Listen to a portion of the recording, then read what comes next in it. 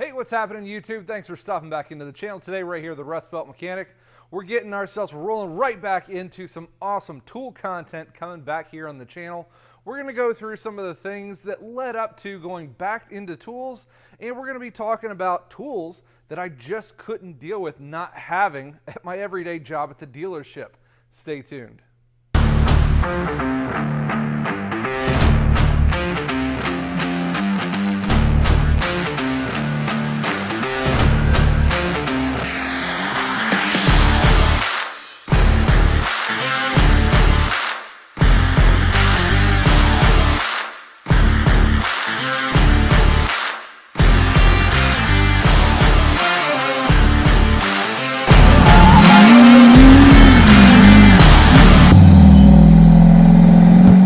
So for those of you who may or may not know, last September I left my job of 13 years of working at the dealership to work for SP Tools. I worked for them as their Student Next Tech Director for the last 7 months, and the suspense is terrible. He's gonna go this time. I hope it'll last. We ended up coming to kind of a falling out, and things just didn't go the way they planned. Things didn't go the way I planned, so we ended up parting ways. No real bad blood or anything towards them, but... Where's the juice? Give me some juice. There's no juice. Oh, God. Hold the phone. I'm back at the dealership now, so I kind of missed working on cars. No, I'm going to say I really missed working on stuff. We're going to put it that way. And a lot of stuff also happened in that time of when I left the dealership in September to coming back right now. One of the big things was I bought a new house with this new awesome garage space. If you guys haven't caught up on those videos or the second channel I started to go through and around the property, make sure you check out the second channel over at Rustbelt Ranch.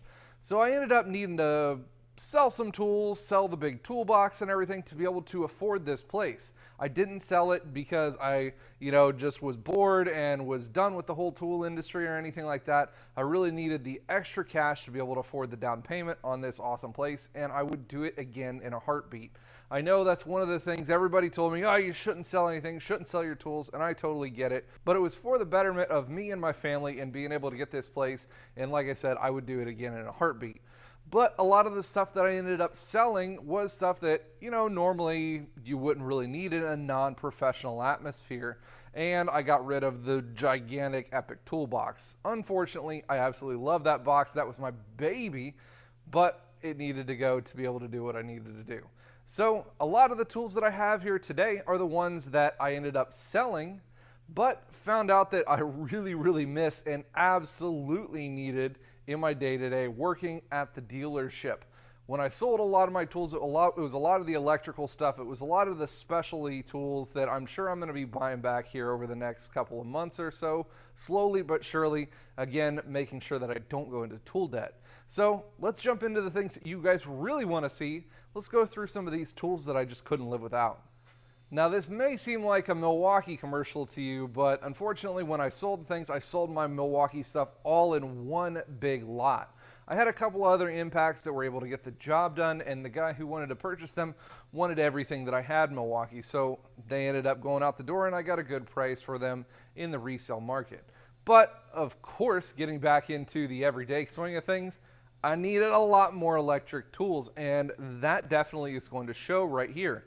The very first tool that I needed to buy on the very first day was a new little sanding unit, this right angle grinder. I ended up picking that one up over at Home Depot. I had to run there in the middle of my shift actually to be able to get what I needed done, to get gasket material, to get old rust and everything off of a couple of parts, and even working on wheels and tires. Getting into all the nooks and crannies that this can get into, it was an absolute necessity. So went and picked that one up over on my lunch break, and then the rest just kind of spiraled in from there.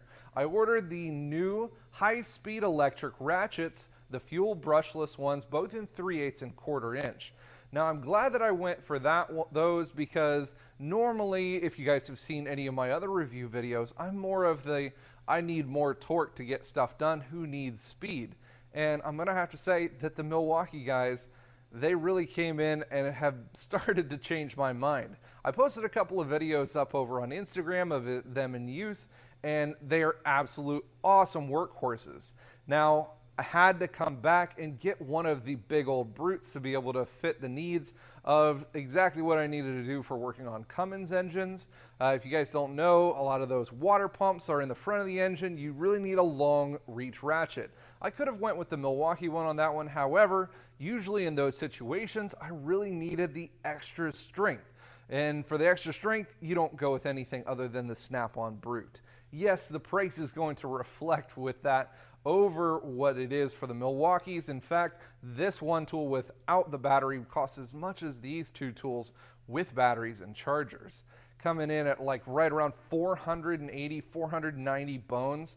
This thing is pretty pricey, but when you need stuff to get the job done, the Brute long neck ratchet is going to be the one to do that for me, coming in at 70 foot-pounds compared to these over here. Now, of course, we get in past those little tools. One of the next lacking areas that I really had when coming back was going to be in lighting. When people came over to the house or anything to be able to purchase tools when I was selling them a while back, the first thing they went to was the lights. And I was really, kind of hesitant in selling those because you need light wherever you're at. But again, people came in with some dumb offers and they ended up buying all my lights out from me. So I had to buy new again. So I ended up going over to my buddy on the Matco truck, picked up a Streamlight switchblade from him, and I ended up picking up the Snap-on E-Card light with the dual beam, the larger light that Snap-on has to offer in that lineup. They also have the E-Carb with the B. That one just has the light on the one side of it. I like this one with both ends to it because when working in a lot of conversion vans and inside vehicles, having both lights that shine out is a really big plus. And then of course, the everyday pocket carry that nobody can live without is the Streamlight stubby that goes right here in the little pocket right next to my pocket pry bar. Of course, I didn't need to buy any more of those. I have 1,000 of those sitting around and couldn't live life without those, even in any ways in the first place. So ended up picking up the pocket flashlight from Streamlight. All in all, these were amazing buys. The Streamlight right here, the Switchblade, that one has both different light settings. You've got a natural light on the one side. You have more of a interior yellow hue on the inside.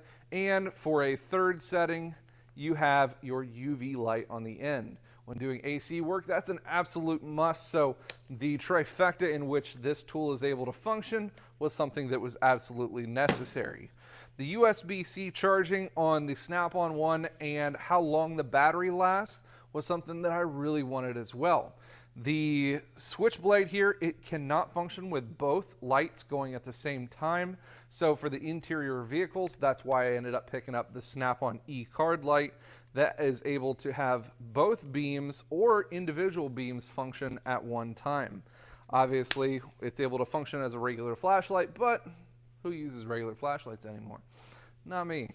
Like I said, USB-C charging on this one is extremely quick, and the runtime on this one on at least one of the sides is going to be right around 5 hours that I found out over the first couple of weeks. So major awesome buy there.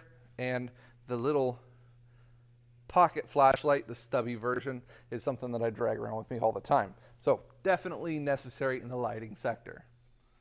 Hanging out over here in the front corner is going to be a ratchet. So when I sold tools, another one of the really hot items that people wanted at least prices for that I didn't want to give away was my ratchets, and I love my flex head ones. Both the Snap-on and the Matco ones I was deeply wanting to hang on to because it doesn't matter what kind of situation you're in, you're always going to need a good ratchet. Well, again, people came in with dumb money offers, and they offered me pretty much what I paid for the Matco ratchets that I had, so I ended up selling all of my Matco ratchets. Within the first week, using some of the Snap-on ones, yeah, they're great for some of the situations, but the low-profile head of the 3/8 Matco ratchets in the 128 series is just absolutely unbeatable. I love the black finish on these ones as well. The black and red goes with what I really like to have in the tool functioning, and the low profile switch settings on this one as well for the locking flex head and the direction were something that were great in tight fit areas. I'm just one of the fans of more flex head technology when it comes to ratchets, and these were the absolute key when working in the shop life. So of course, in the first week on the Matco truck, I picked up the Switchblade, and I also picked up their 128 series black and red Matco ratchet. Definitely something that I couldn't live without in my day-to-day use. Last thing that we have sitting here on the cart is going to be these grip mats. Now, tool organization is great, but bolt organization is even more important when you're working on some big jobs. You're removing intake manifolds, front covers, where you've got 37 bolts that you want to keep in, great detail and track, and I needed something to be able to organize that stuff. Now, the grip mat is something that I ended up selling, the old orange set that I have, so I really needed to have something new. I kept the bolster organizer, so that was nice for some smaller jobs and that amount of stuff that works for, but I needed stuff to put some bigger parts on. Now, the grip mat series comes in a 3-piece pack, but most of the time I'm using these two smaller ones. As a matter of fact, I still have the big one sitting over here in the box that I purchased, sitting back over here, the Grip Mat Pro in the green. I absolutely love those things. Haven't got back to using that one yet, but you can see these are all nice and dirtied up because I've been doing injectors in Cummins a whole bunch lately. So when you're pulling all the little bolts out from the valve cover and the rockers and everything, pulling the transfer fuel tubes out, you need something to be able to handle all those little pieces and parts. So these two grip mats were the ones that I'm using most often, and this one with the different 6-count kind of divider area is something that is absolutely necessary in my mind for my day-to-day workings at the shop.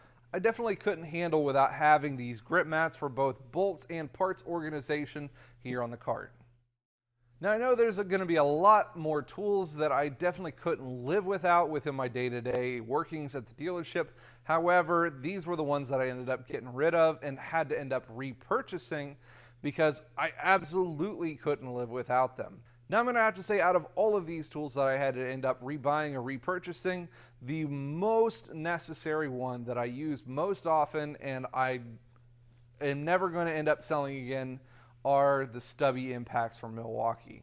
I ended up getting the 1/2-inch one too, but obviously crowding up with more Milwaukee here in the front space is going to be a little bit tight. So the 3/8 one is most used. 1/2-inch is what I use most of the time for just putting wheels and tires back on because it's light, nimble. It's able to get the first little ugga-dug onto the wheel without having to, come back and untorque and retorque the wheels in the more precise manner that you're supposed to. So that by far is going to be my favorite tool on the rebuying list.